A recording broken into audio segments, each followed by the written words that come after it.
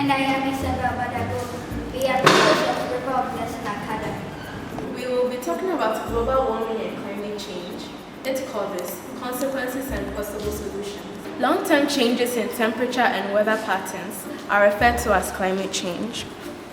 Such changes may be brought on by large volcanic eruptions and variations in the sun's activity. Since the 1800s, human activities, primarily the burning of fossil fuels such as gas, coal, and oil, have been a primary cause of climate change. Fossil fuel combustions produce greenhouse gas emissions that serve as a blanket around the planet. This traps heat from the sun and increases temperatures. Carbon dioxide and methane are the primary greenhouse gases responsible for climate change. These are produced, for instance, when burning coal or gasoline to heat a building.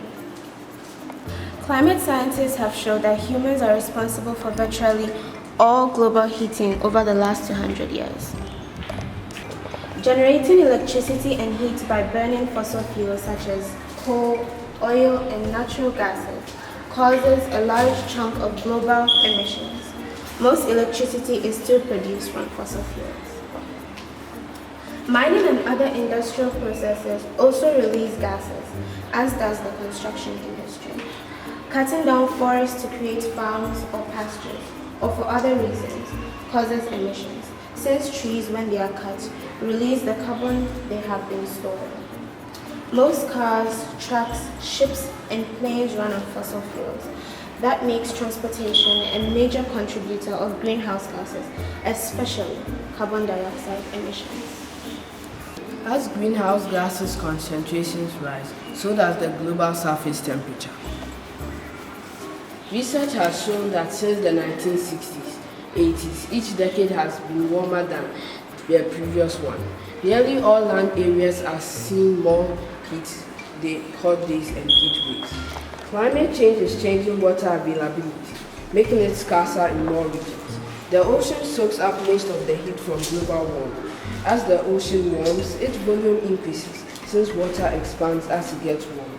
This leads to flooding in some areas. Climate change poses risks to the survival of species on land and in the ocean. These risks increase as temperatures climb.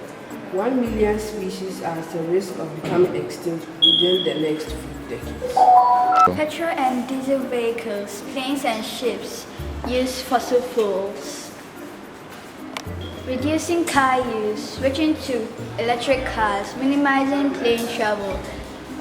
It will not only help stop climate change, but will also help reduce air pollution. Invest in renewable energy. Changing our main source energy to clean and renewable energy is the best way to stop using fossil fuels.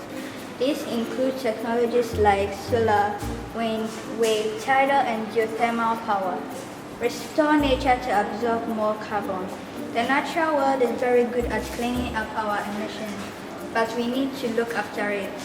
Planting trees in the right place or giving land back to nature through rewilding schemes is a good place to start.